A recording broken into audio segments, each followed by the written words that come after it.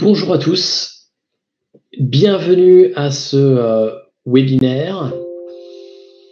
Alors j'attends que les dernières personnes rentrent, puis on va commencer très rapidement. On en aura à peu près pour 25 minutes, et puis ensuite on aura encore un petit temps de questions-réponses.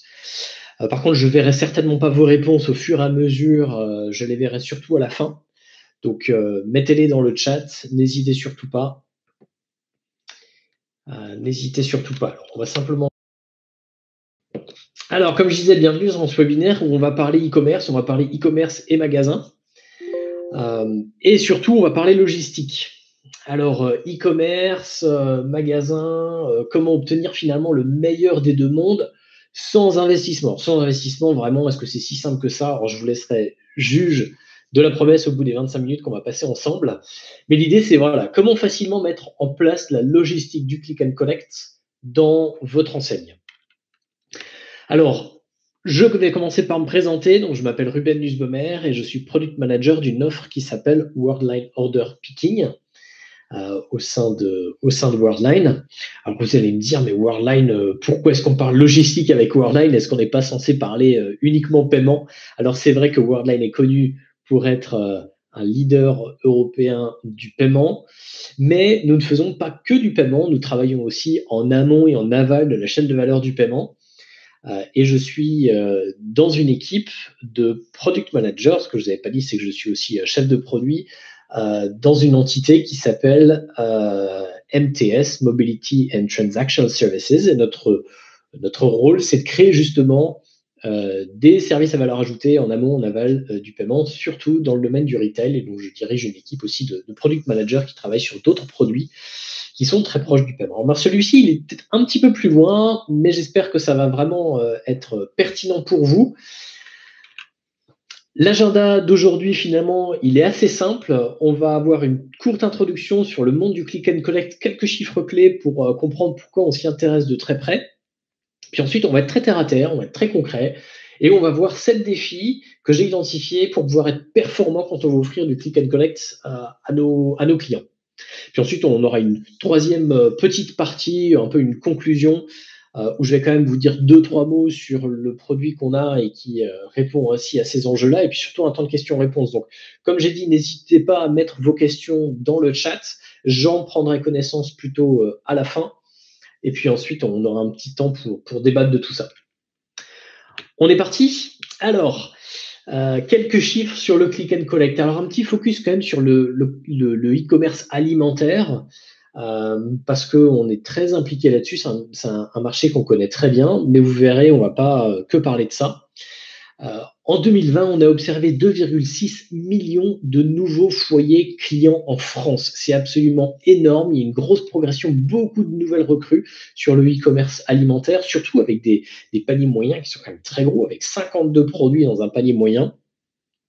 Et à notre presque grande surprise, une satisfaction client qui flirte avec la perfection. On a 90% de satisfaction client. Ça veut dire que globalement, 9 clients sur 10 qui ont essayé le service, ils se disent, mais en fait, c'est super, moi j'ai envie de continuer ça. Ce qui est quand même un très très bon score. Il faut savoir qu'en France, il y a vraiment un maillage assez dense des supermarchés. C'est le cas aussi en Suisse. Il y a beaucoup de commerces de proximité, ce qui fait que surtout qu'il y a beaucoup de drive, un Français se retrouve à 9 minutes en moyenne d'un drive à proximité de chez lui. Donc, c'est vraiment très, très proche. En France, et d'ailleurs au Royaume-Uni aussi, la part de marché en e-commerce sur le commerce alimentaire représente 10%. C'était des chiffres qui étaient attendus pour plutôt 2023, 2024. Mais on voit qu'en l'espace d'un an, on a vécu 4 à 5 années de croissance d'affilée. Alors en Suisse, la part de marché en e-commerce sur l'alimentaire, elle était de 2%. Elle a quand même flirté avec les 3-4% lors de 2020.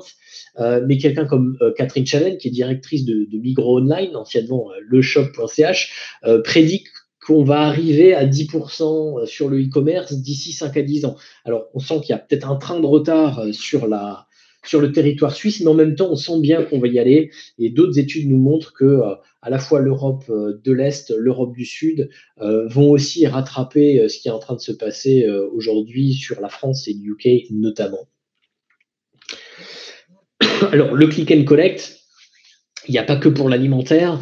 Vous avez certainement entendu cette blague que le Covid a agi comme meilleur CDO, Chief Digital Officer au sein des entreprises, parce qu'il y a des initiatives qui étaient peut-être en suspens ou en réflexion, ou des projets qui auraient mis plusieurs mois à mûrir, qui ont vu le jour en à peine quelques semaines, voire quelques jours. On peut prendre l'exemple d'un Leroy Merlin dans le bricolage qui a mis en place un service de click and collect de manière très très rapide, et c'était pareil pour Jouet Club. Il faut savoir que des enseignes comme ça, pendant la période de confinement, n'avaient d'autre choix que le e-commerce pour pouvoir avoir une forme de revenu, puisque les magasins étaient fermés tout simplement.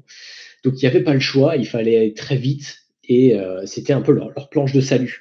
On va retrouver aussi des entreprises comme Decathlon qui ont mis en place très rapidement, là aussi, un service, certes très light. Je me souviens, j'avais voulu commander une trottinette chez Decathlon. Heureusement que j'avais qu'un seul produit, parce que tout au début, c'était un produit égale une commande. Si on voulait faire 2 produits, il fallait faire 2 commandes. On dit, c'est pas extrêmement pratique non plus. Depuis, évidemment, il y a du progrès qui a été fait. Alors, j'aime bien citer Walmart aussi.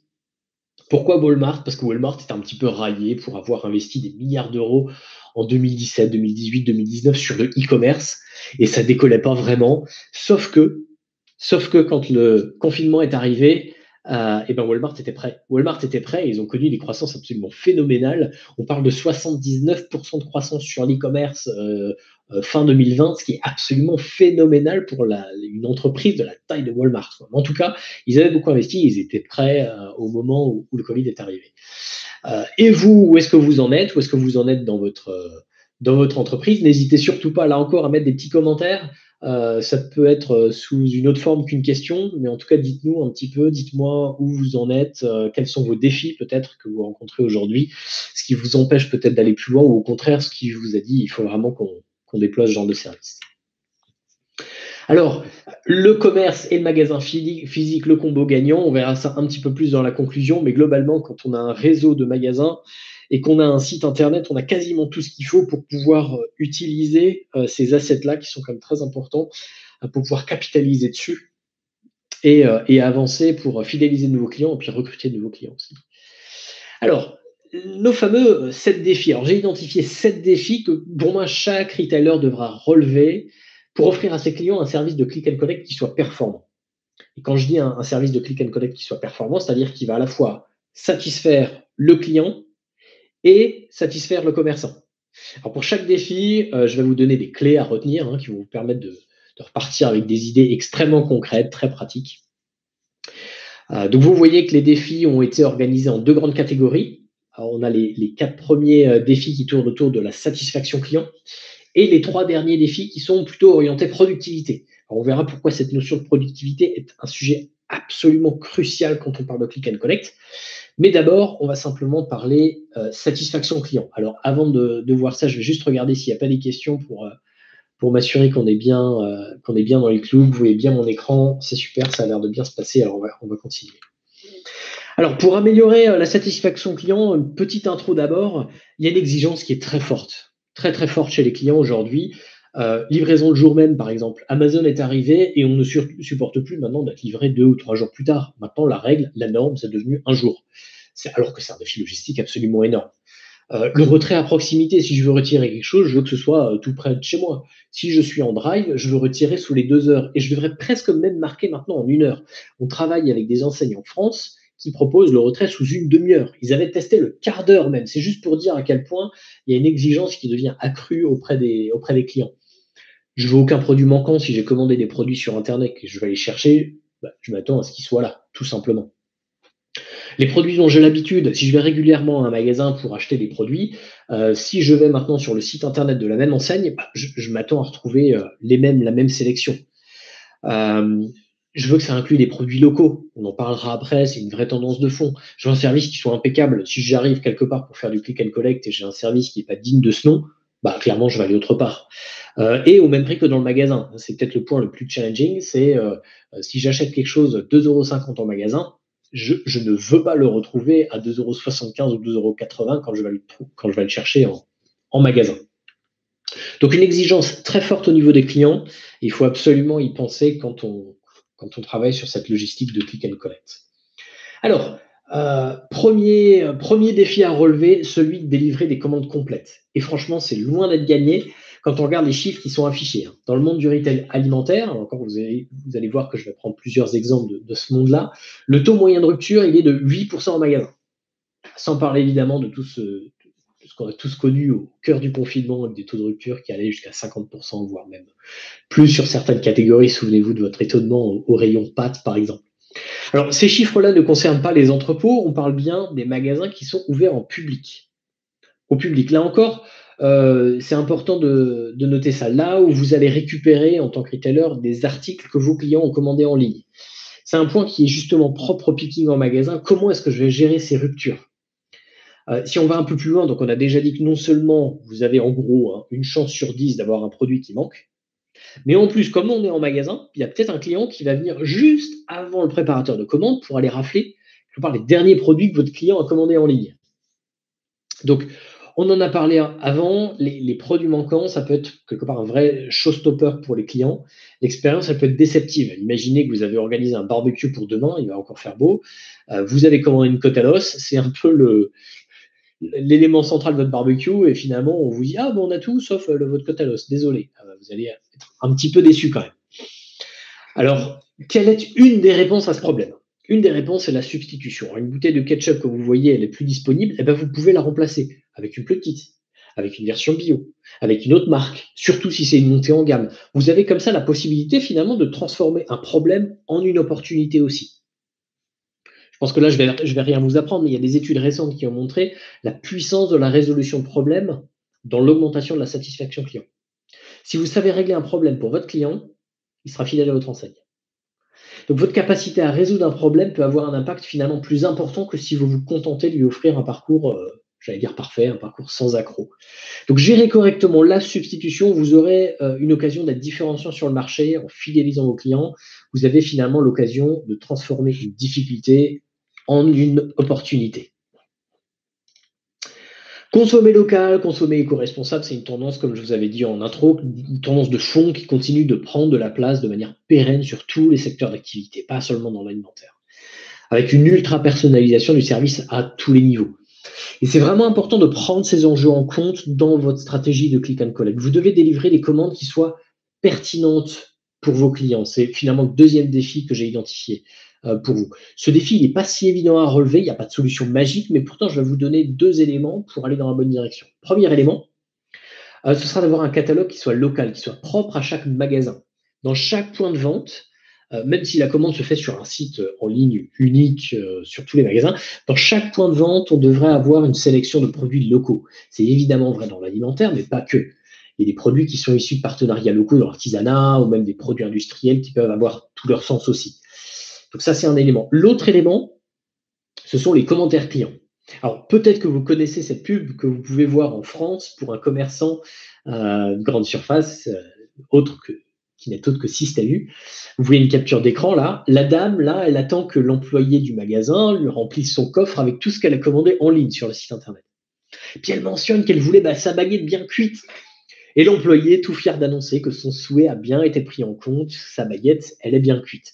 Alors comment ça marche? C'est simplement grâce aux commentaires que le client indique sur sa commande en ligne. Et ce même commentaire, il a été utilisé pendant la phase de picking en magasin, de préparation en magasin.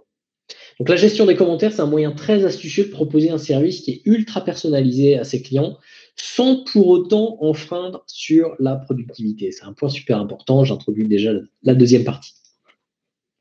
Alors j'ai mentionné avant que l'attente que le consommateur a d'être livré en moins de 2 heures, et c'est vraiment un défi important, celui de délivrer les commandes rapidement. Alors, très bien, mais comment est-ce que je m'organise quand il y a 20, 30 ou 40 commandes à préparer en une matinée dans mon magasin? Alors déjà, c'est important de comprendre qu'il y a 4 manières différentes de préparer les commandes. Je ne vais pas aller dans le détail maintenant des 4 méthodes de préparation, que sont la mono, la multizone et la ramasse globale. Vous pourrez voir le webinaire en replay si vous souhaitez pour vous attarder sur le tableau. Tableau que vous retrouverez aussi dans un livre blanc. D'ailleurs, ce livre blanc, j'en parlerai un peu plus tard. Il faudrait que je vous envoie le lien. Alors, je voulais surtout insister sur 2 mots-clés finalement ici, c'est efficience et agilité. Quand on parle d'efficience, c'est finalement choisir la meilleure méthode de préparation pour l'ensemble de mes commandes. Donc si on revient à notre exemple de 20, 30, 40 commandes à préparer, là, la ramasse globale que vous voyez tout à droite sur le tableau sera la méthode la plus efficiente. On utilisera finalement un minimum de moyens pour parvenir au meilleur résultat. On sera parfaitement efficient. On verra d'ailleurs plus tard que ce n'est pas juste important pour le client. Mais vous aurez aussi besoin d'agilité, de cette capacité à décider pour chaque commande séparément la méthode la plus pertinente. Je prends l'exemple, si un client arrive dans 23 minutes, et ben vous n'aurez pas le temps d'être efficient, vous n'aurez pas le temps de l'inclure dans une ramasse globale avec 20 autres commandes. Donc là, vous devez être agile en préparant cette commande en monocommande. Comme dit, je parlerai plus tard d'un livre blanc pour vous permettre d'aller plus loin dans ces concepts. Dernier défi dans la catégorie satisfaction client, c'est celui de délivrer des commandes qui soient impeccables. Il y a des produits dans nos magasins qui se ressemblent beaucoup. Ça peut être 2 thés bio, juste avec une saveur un peu différente, la menthe et menthe réglisse par exemple. Ou alors ça peut être 2 chambres à air, même taille de roue, même embout, mais juste avec une section différente. Le préparateur, lui, peut pas se permettre sur ce genre de produit, d'ailleurs dans tous les autres aussi, de se tromper. Il peut pas se permettre de se tromper et prendre le mauvais produit, celui qui est juste à côté. J'ai visité des magasins qui font de la préparation en magasin à l'ancienne, c'est-à-dire avec une feuille de papier, avec un stylo. On pourrait peut-être intuitivement penser que c'est pas si bête pour démarrer, pour débuter, que ça évite d'investir dans du matériel, etc. Selon moi, c'est une très bonne mauvaise idée. Alors, 2 raisons à ça. Avec un terminal équipé d'un lecteur code barre, comme vous voyez à l'écran, il n'y a pas de place à l'erreur. Le code barre vous dit immédiatement la vérité. Si c'est le mauvais produit, le préparateur le saura tout de suite. Quand je parle d'un terminal équipé d'un lecteur code barre, ça pourrait très bien être un smartphone d'entrée de gamme qui a une caméra.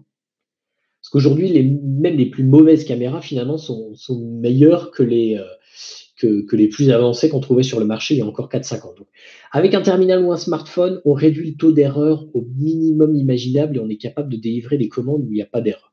Deuxième raison pour faire du picking pour plutôt éviter de faire du picking avec un papier et un stylo, c'est que le retour sur investissement d'un terminal, il est quasi immédiat. Celui que vous voyez à l'écran, c'est quoi? Allez, je sais pas, 250, 300 francs suisses.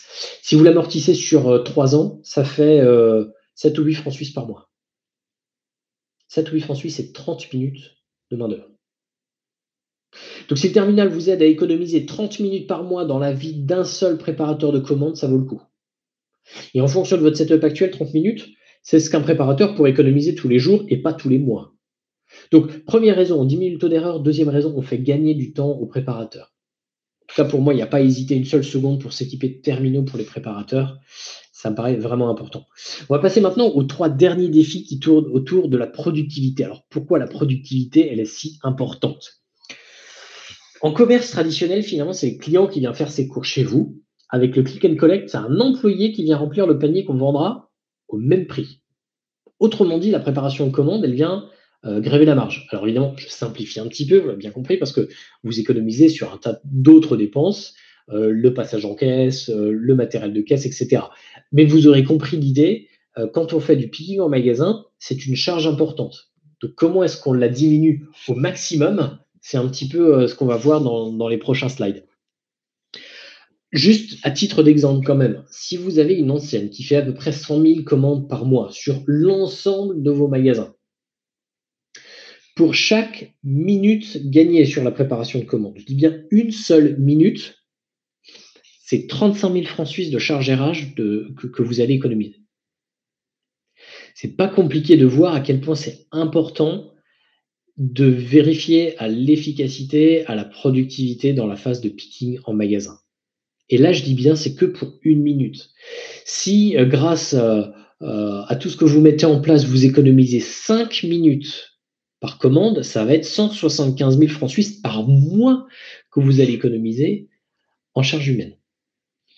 Et j'ai pas de souci à dire qu'avec des bons outils, vous pouvez atteindre des gains jusqu'à 50% de productivité sur la préparation de commandes. Donc c'est vraiment un sujet à prendre très très au sérieux. Alors, si on arrive maintenant à ce défi numéro 5, devenez plus productif. Alors, ça peut paraître quand même basique, mais je sais qu'aujourd'hui, pour avoir visité des magasins et fait du picking en magasin, des choses aussi fondamentales qu'un chemin de préparation optimisé, c'est pas un élément facile à mettre en œuvre du tout.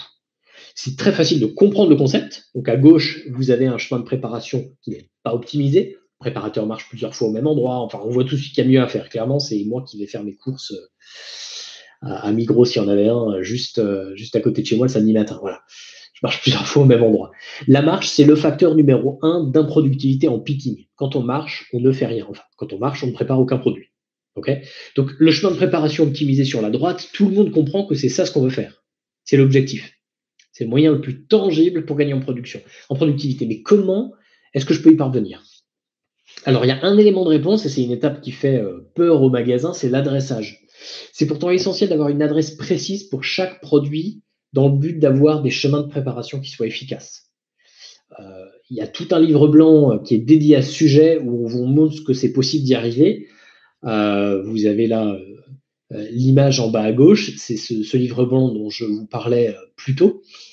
Je ne vais pas aller plus dans le détail maintenant parce que c'est un sujet qui est quand même qui a sa dose de complexité, mais en tout cas, il y a des solutions qui existent. C'est possible d'avoir un adressage à moindre coût qui va faciliter de manière vraiment phénoménale la phase de collecte avec des chemins de préparation qui soient précis. Dans ce livre blanc, vous verrez notamment comment adresser jusqu'à 10 000 produits en une journée avec une seule personne. Et là, je parle bien là d'un adressage exhaustif. Hein. Vous n'aurez pas de soucis, comme des solutions automatiques avec des congélateurs à plat, des produits frais, des promos, etc. Alors, défi numéro 6, avant-dernier défi, ayez le sens du détail. On peut être hyper productif quand tout va bien et dès qu'on a un petit imprévu, on peut perdre beaucoup de temps. Le diable se cache dans les détails, dit-on. Le premier élément, c'est l'anticipation. Par exemple, je vais prendre l'exemple des planches que vous voyez. On est dans l'univers du bricolage. Un client commande 4 planches coupées à une longueur précise. Peut-être un plan de travail, ça peut être d'autres choses. Le préparateur de commande, il ne va pas faire la queue derrière les clients, attendre 10 minutes que les planches soient prêtes pour continuer son travail. On est d'accord. Et l'idée, c'est finalement qu'en début de journée ou début de demi-journée, un ordre de préparation, d'anticipation soit envoyé au menuisier qui va préparer ses planches en amont. Et de cette manière-là, le préparateur, il aura déjà les articles de prêt quand il fera sa tournée de collecte. Deuxième élément, par exemple, c'est la repasse. On va revenir dans le monde du retail alimentaire. J'ai déjà fait des immersions au magasin à 5 h du matin pour aller faire du picking avant l'arrivée des premiers clients dans le magasin. Vous pouvez vous imaginer qu'à 5 h du matin, les baguettes, elles ne sont pas encore en rayon. Là, l'idée, c'est vraiment que le préparateur, il reste focalisé sur ce qui fonctionne. Il ne s'occupe pas des baguettes. Il se dit, il y a quelqu'un d'autre qui viendra le faire et moi, je ne me laisse pas distraire parce qu'il n'est pas encore prêt.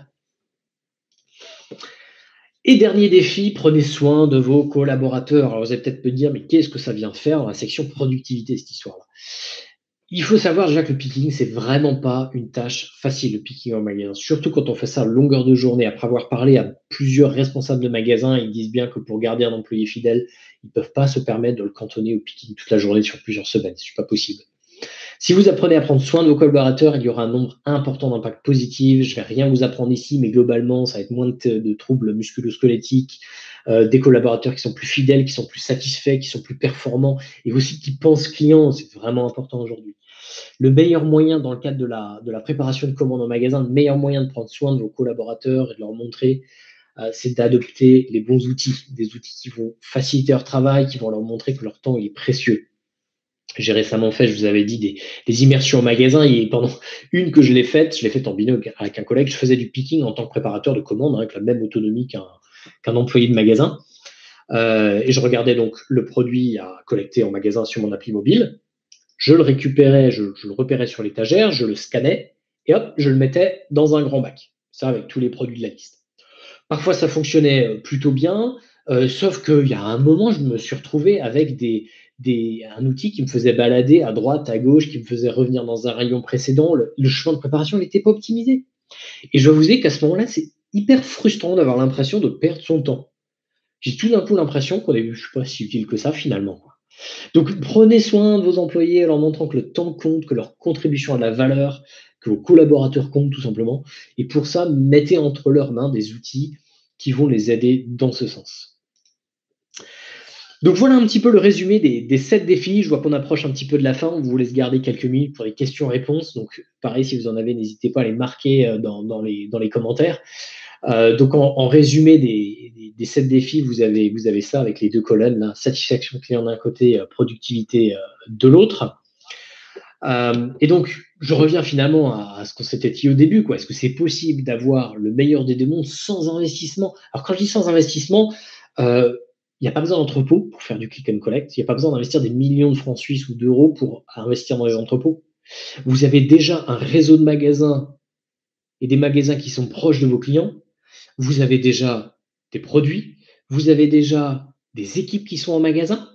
Vous avez, j'espère déjà, un site e-commerce. Si ce n'est pas le cas, on peut forcément en parler, mais ce sera un élément à mettre en place.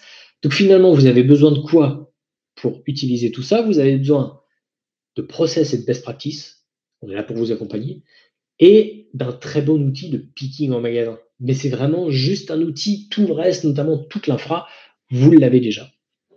Et c'est vraiment dans ce sens-là où on dit qu'on peut profiter du meilleur des deux mondes avec un investissement totalement limité par rapport au fait d'investir dans des énormes entrepôts, par exemple.